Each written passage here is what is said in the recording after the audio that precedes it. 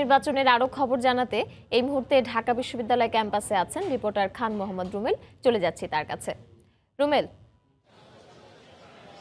পারমিতা, আর 5 ঘন্টার মতো সময় বাকি রয়েছে প্রচারণা। আপনি জানেন যে আজকে মধ্যরাতে অর্থাৎ 12টার সময় প্রচারণা শেষ হচ্ছে। এখন কিন্তু সব প্রার্থীরা অর্থাৎ ডাকসুর নির্বাচনে যারা প্রার্থিতা করছেন এবং হল সংসদে যারা প্রার্থী রয়েছেন সবাই কিন্তু প্রচারণায় ব্যস্ত। এবং এই মুহূর্তে আপনি জানেন যে বিশ্ববিদ্যালয়ে কিন্তু ক্লাস নেই, যেহেতু সন্ধ্যার পরে 2টার পরে বিশ্ববিদ্যালয় নিয়মিত ক্লাস থাকে না, আপনি জানেন।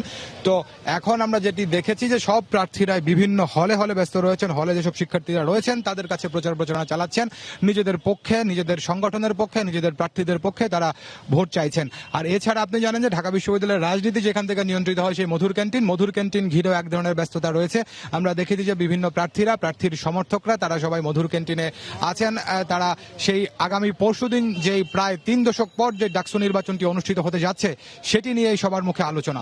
এছাড়া আপনি জানেন যে সন্ধ্যার পরে ঢাকা বিশ্ববিদ্যালয় এলাকায় যে কটি জটলা থাকে, যে কটি আড্ডা থাকে, তার মধ্যে একটি হচ্ছে আপনার কেন্দ্রীয় লাইব্রেরির সামনে। তো সেখানেও ছাত্রীদের যে জটলা, সেখানেও সেই আগামী পরশুদিনের যে ভোট গ্রহণ ডাকসুর সেটির জটলা। এছাড়া আপনি জানেন যে টিএসসি এলাকাতে সন্ধ্যার পরে আড্ডা জমায়, তো সেখানেও কিন্তু সেই ডাকসু নির্বাচন নিয়ে আলাপ আলোচনা।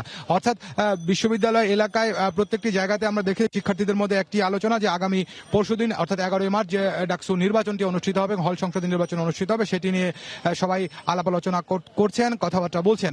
এবং আপনি জানেন যে ডাকসু নির্বাচনের ভোট গ্রহণটা কিন্তু হবে প্রত্যেকটি হলে। তো হলেও যে ধরনের প্রস্তুতি নেওয়া দরকার সেই প্রস্তুতিগুলো এরই মধ্যে নেওয়া হয়েছে। আর এছাড়া জানেন যে বিশ্ববিদ্যালয়ের যে আবাসিক হলগুলো রয়েছে সেই প্রত্যেকটি হলে কিন্তু ছোট ছোট দোকান রয়েছে, লাইব্রেরি রয়েছে, আপনার পাঠকক্ষ রয়েছে, সব জায়গাতেই কিন্তু এই নির্বাচন কেন্দ্রিক আলোচনা।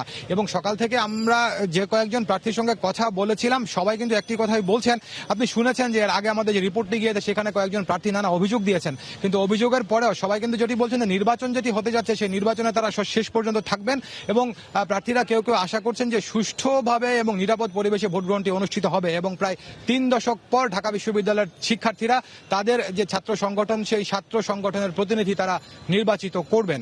তো ঢাকা বিশ্ববিদ্যালয়ের মধুর ক্যান্টিন থেকে আমার কাছে এখন পর্যন্ত এই ছিল সবশেষ খবর।